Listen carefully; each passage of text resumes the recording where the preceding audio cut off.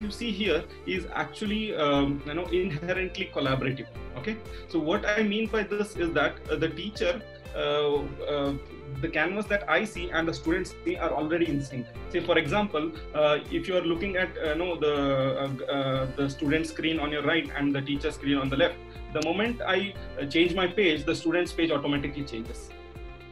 Okay, so it means that what the student is seeing is actually controlled by the teacher itself. So this canvas is already collaborative by nature. Okay, and all of this without video conferencing. Okay, we are nowhere talking about video conferencing here. We are just talking about the capability of this canvas itself. Okay, so on which this lesson is being built. Okay, so I can also, let's say this is very useful in case, like say in many of this business schools or in colleges and some of these schools and bigger institutes as well. So what they do is the student already comes with a laptop or iPads or some tablets with them. So in such case, when the teacher is teaching, so the teacher can whatever the teacher does actually gets automatically marked to the student. So whatever I'm doing here is actually being highlighted to the even the student as well. So let's say I want to mark something. Okay, so whatever I'm doing is actually becoming collaborative. So the canvas itself is collaborative by nature. And whatever teacher teaches in this lesson is already saved in the lesson, so student need not to take down any notes, and they can actually focus on what is being taught in the classroom. So that is also another advantage here.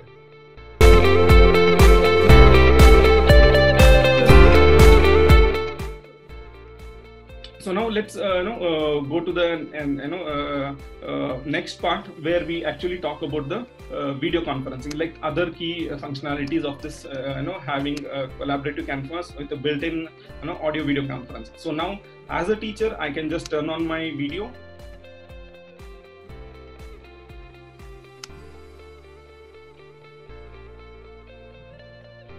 And now you'll notice that once I turn on my video, the students will also receive the video. So now another option that's available here is the option of screen sharing. Let's say if other than this, I have some other thing that I want to show, maybe an application that I have here, maybe a 3D modeling application I want to show, or any other application that I have, or anything that I want to show from my desktop, I still have an option to share my screen.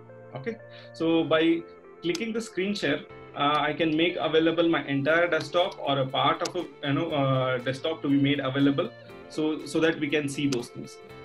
Okay. So let me start the share.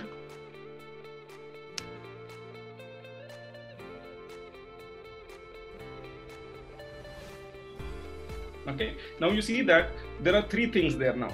The first thing was the canvas was already available, my screen sharing was available, and my video was available. Okay, so this way you can actually share your any local content that's there on your desktop also with the student. And let's say if the teacher wants to explain something about this model on the canvas, they can actually go back to the canvas here and take the page. Let's say, can you take the page, new page, Anand? Sure, I'll do that.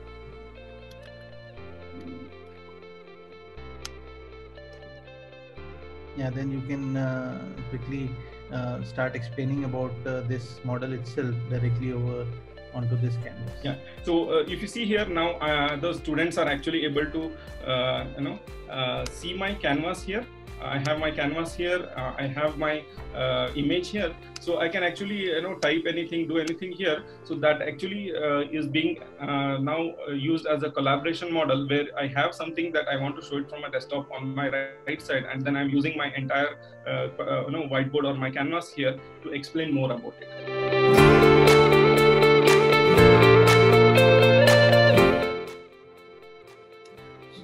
So yeah, this kind of things is not available in any kind of solution which is presently available into the market, and this is totally unique solution only launched by Cybernetics to enable this canvas sharing as well as screen sharing as well as video sharing and audio sharing all together in a single go and single platform. Not only this, if the teacher asks any question, there is an option to immediately conduct a quick poll, and then student can answer that. So let's say if teacher asks any question. So let's come to that. Once I'm done, let's say teaching all the things that I wanted to show to the student. So now let's say I have a question. So this is a typical format, right? Let's say, for example, what the teacher does is she usually, teaches certain content and certain topics. Then say at the end of the topics, just to check whether the students understood it or not.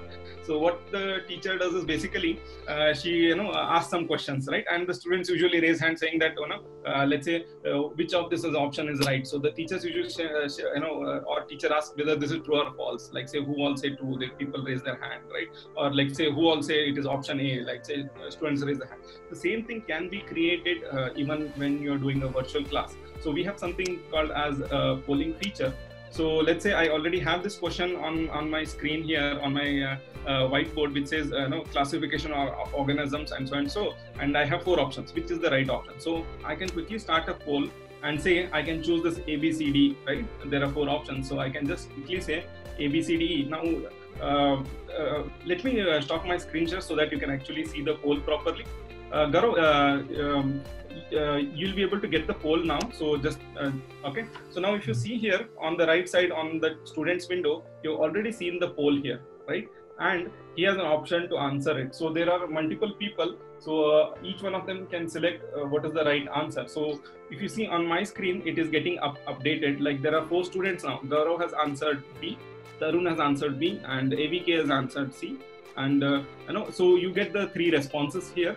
So this way I will know, I'll be able to assess how many of them got it right. And if the students did not understand this properly, then I know that I have to maybe reiterate this last part or this topic so that the students are able to understand it properly. So once done, I can go back.